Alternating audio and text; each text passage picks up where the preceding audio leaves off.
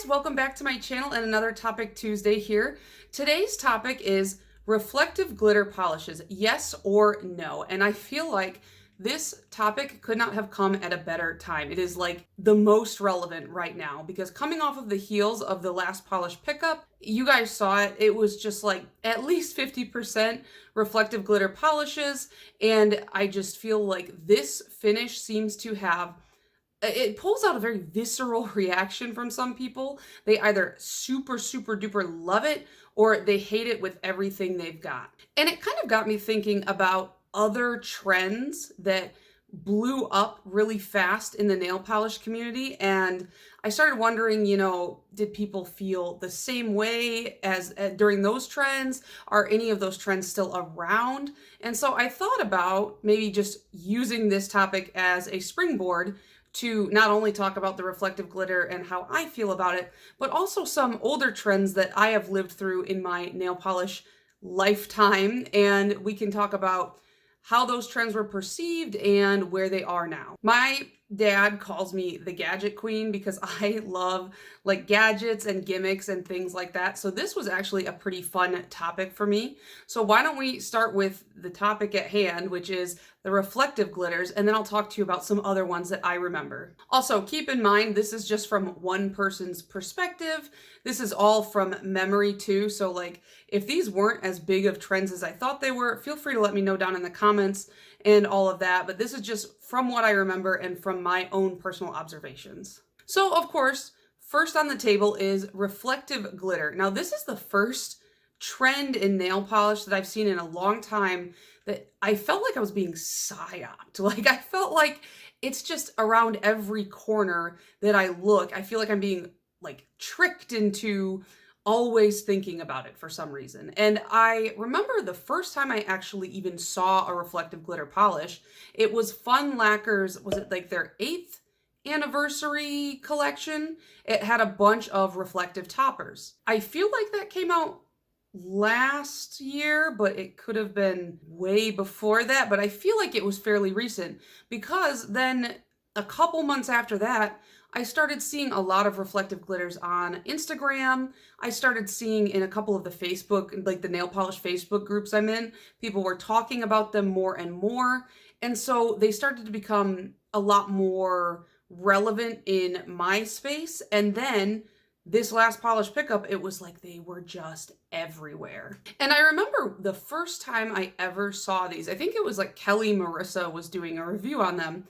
And I just thought, those look fake. That looks photoshopped. And it like, not that I thought she was faking the pictures or anything like that, but it was just really hard for my brain to look at those pictures.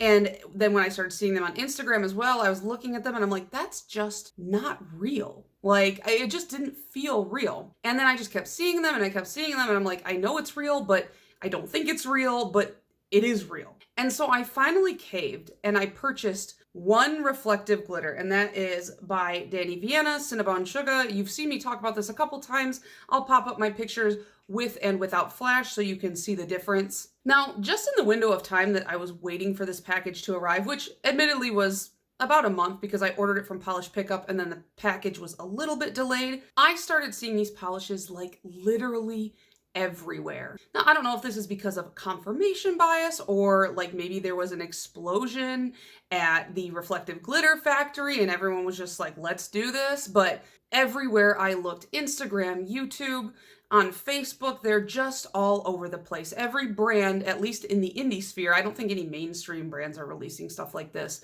but it seems like every indie brand is dipping their toes into the reflective market. So when I finally got this polish into my hands, it was the first one I swatched and I immediately had to take pictures of it because I had to know, is it real? And it is in fact real. It does reflect like that under the light and it still does look really cool without that, crazy little, I keep calling it a party trick because I feel like it's one of those things where you do it once for yourself and you're like, oh, wow, that's cool. And then every new person you meet, you're like, hey, check this out. And you show them and they're like, wow, that's so cool. And then you're all impressed for like 40 seconds and then you go about your day. Like literally every time there was a lull in conversation with someone, I was like, hey, check this out. Like, I don't know. I'm sure everyone was like, nobody cares, Hillary.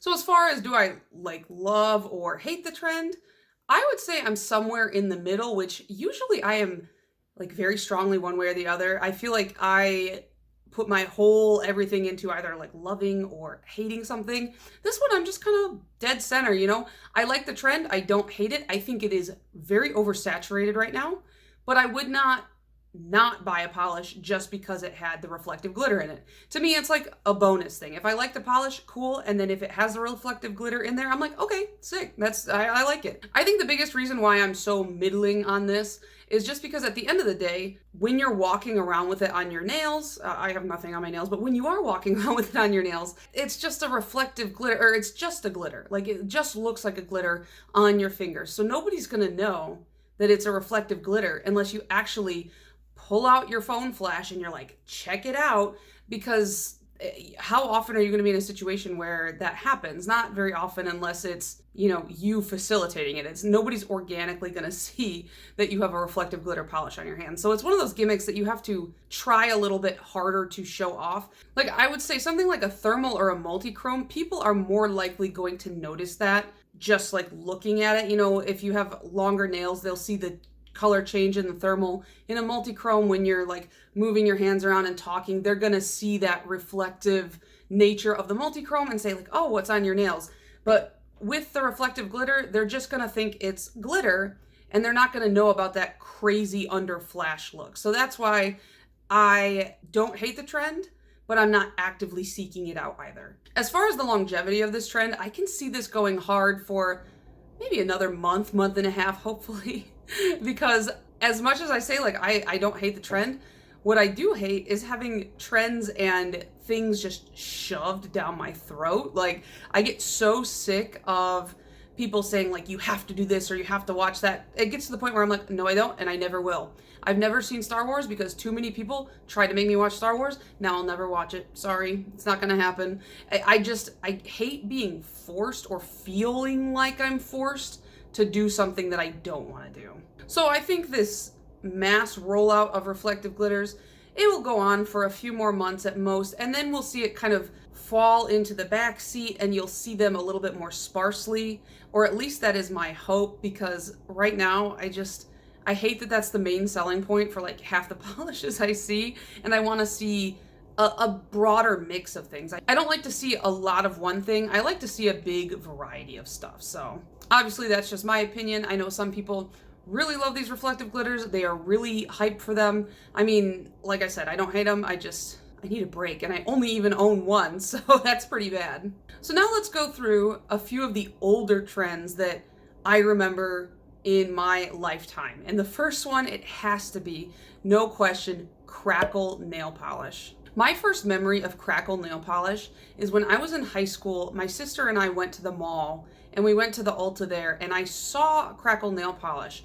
And I didn't care about makeup at that time, but my sister wore makeup and she was like wandering about, and I saw this crackle nail polish and I was like transfixed. And I didn't even wear nail polish at the time.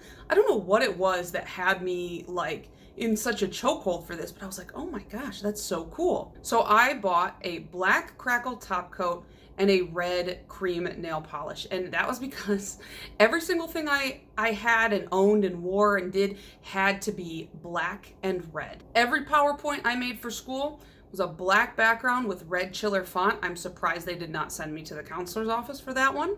My bedroom had black walls and I had a red ceiling. I don't know why my parents let me paint my walls black, because they're the ones who had to paint over it when they sold that house. Sorry, mom and dad. What else? Oh, every time I got my braces changed, I had black and red rubber bands, except for Halloween where I would do black and orange. So like everything was black and red. So naturally, got the black and red combo with the crackle. And when I got home, I painted my nails, and I remember now, like thinking back, I'm like, there's no way I used a base coat or a top coat. So like they probably looked terrible, but I thought they looked sick. Like I was like, these are the coolest thing ever. It's so, everybody's gonna think this is so cool. This is like the future. Like I loved crackle. Like how embarrassing, but I still think it looks kind of cool. I'll rag on it, but I do like watching it like separate on the nail. Like it's kind of cool. But I think a lot of people look back on this trend, and I will admit they're not wrong, even though I like it. They think it's ugly. It kind of is, because, you know, especially with the black crackle, it looks like dirty chipped nail polish every single time. I've never seen it look good with a black crackle top coat. Now this one obviously is a trend that has next to no staying power. I have not seen anybody talk about crackle in ever, really, except there's one exception, and that was, I think it was Zoya's 2018 holiday collection. Was it called Jubilee? And they released a black crackle top coat in that collection in 2018. It's called Leopard Spots, and I remember when that came out because it like unlocked this memory in my head of the Ulta and my sister and the black and red crackle, and I'm just like, why did they do this? Because even I knew as someone who enjoyed crackle, this was not a good move. Like, why did they do that? And you can still buy it on the Zoya website. I own in my vast collection only 2 polishes that are crackle, and it is of course the Zoya Leopard Spots because I bought that whole collection, and then I have the one from the Nicki Minaj OPI collection because I had to buy the whole collection, you know what I mean? And so that's all I have. I don't ever wear them. Actually, now I kind of want to bust out the Zoya Leopard Spots just for old time's sake and just cringe as I wear it. We'll see. Next, we have a weird one that I remember it popping up a lot on my YouTube feed right when I was getting into YouTube and nails and things like that, and that is flocking and caviar style nail art. This is a trend that I kind of just missed the boat on when I was getting in, so it seems like it was kind of just falling off right when I took an interest, and so I never participated in either of these. And basically what this was for the flocking, you would paint your nails a base color, and then as it was still wet, you would coat your whole nail in flocking powder, which is just this like fibrous dust. It's soft, it's fuzzy. And then you would brush off the excess, and you don't top coat it. You just have these fuzzy fibers that have stuck to the paint on your nails. Like, if anybody has a cat, I'm sure you've had stray cat hairs fall into your nail polish constantly. Like, it's kind of like that times a million. And I still remember the video I saw of this because she was doing red nails with red flocking powder, and I saw it and I was like, that looks like Elmo from Sesame Street. And the caviar nail polish, or the nail art, is the exact same thing. You paint your nails a base color, and then you just take these tiny little caviar beads, they're called, and you can either like dip your nail, your wet nail, into the pot, or you can pour the beads over the wet polish, and you kind of push them down into that wet polish, brush away the excess, and then you can choose to top coat them if you like. But either way, they're both applied the same way. The cool thing about the caviar nail art is if you use like colorful beads, it looks like you have sprinkles all over your nails. You know, like those cakes where they just pack the whole like outside of the cake with sprinkles? It's kind of what your nail looks like. Like I said, I've never done either of these nail arts. I just feel like texturally they are creepy. Like, they're just creepy.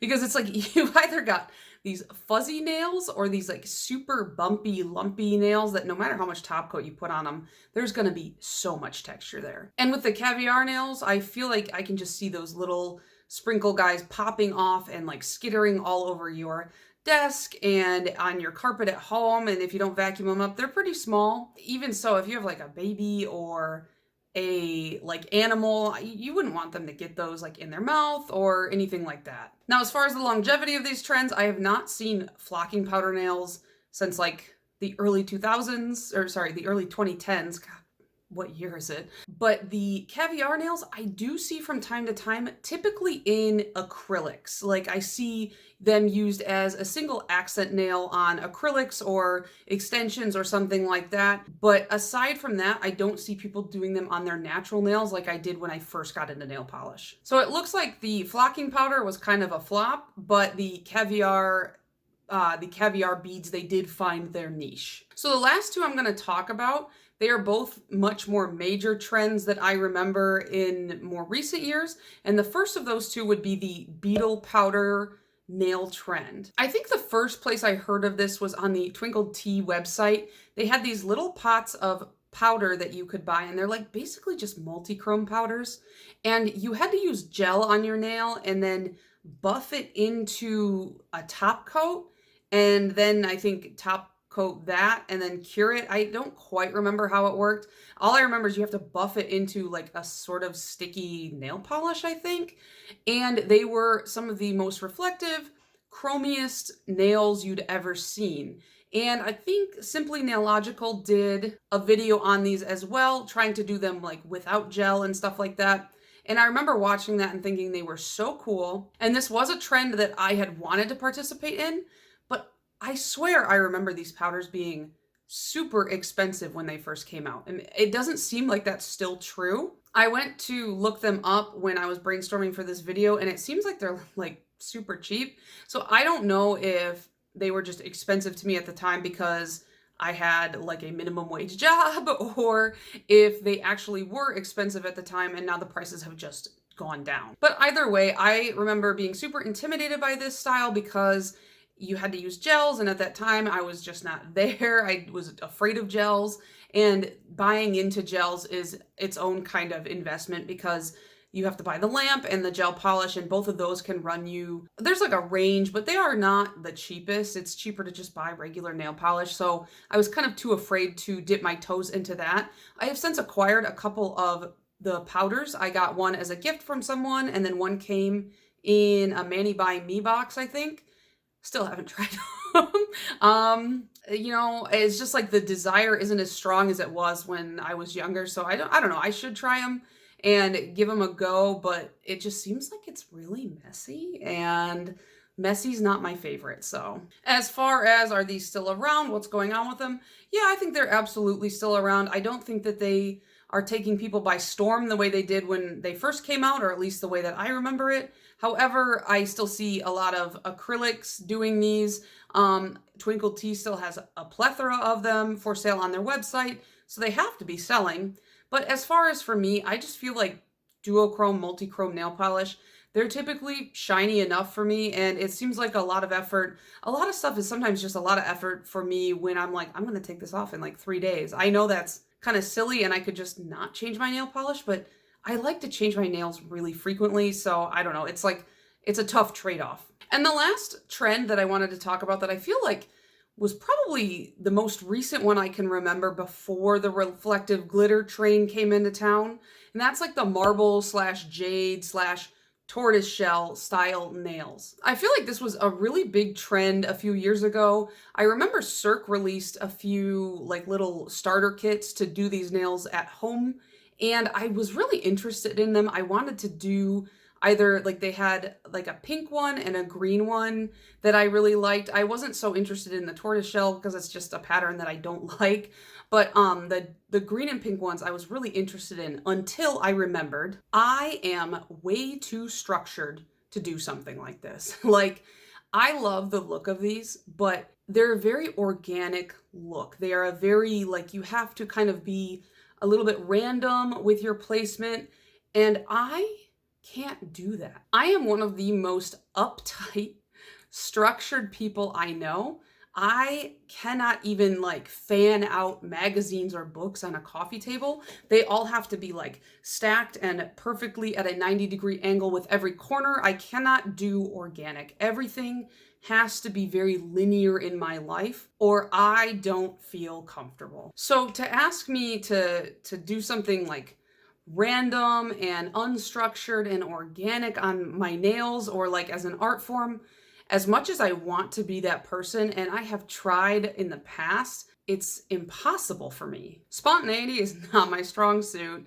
And so as much as I wanted to do this nail look and buy one of those kits, I knew like that would be just a waste of money because I would get so frustrated with how linear my rose quartz attempt looked. I couldn't do it. This is one of those nail looks that I would have to have somebody do on me because I could handle looking at it. I could handle having it on my nails. I just could never create it myself. This is a trend that I still see pretty often, especially around this time of year with that lighter pinks and greens. I see it a lot in the early spring and even into summer. I think a lot of people do it for like festival-y type looks and stuff like that. I don't know if any of those people actually go to festivals, but I always see like kind of jade and rose quartz type stuff incorporated into festival looks. So I could see that. And like I see these a lot on acrylics and natural nails alike. So it seems to be one of those trends that does have longevity, does have its hold, and it's not as big as it once was, but it is kind of incorporated into the more everyday. So it has become more standard than really a trend. This one wasn't a flash in the pan like a lot of the other ones I talked about today. This one really did have that long-standing hold on the nail community. I can't imagine we'll see it peak in the way that it did anytime soon, maybe not ever again, but it definitely will hang on for time to come. So that is going to be it from me. Let me know what nail trends of the past and present that you guys love and hate. And let me know, like, what are some other nail trends that you've been seeing around today? Because honestly, the only one that I can think of that is going really hard right now is, of course, the reflective glitter. And yeah, let me know how you guys feel about the reflective glitter down below as well, because I know it's very divisive in some of the Facebook groups that I follow. Some people get really mad about it, and I don't know why, but it's interesting nonetheless. So yeah, that's going to be it, like I said, and I will see you guys in the next one. Bye.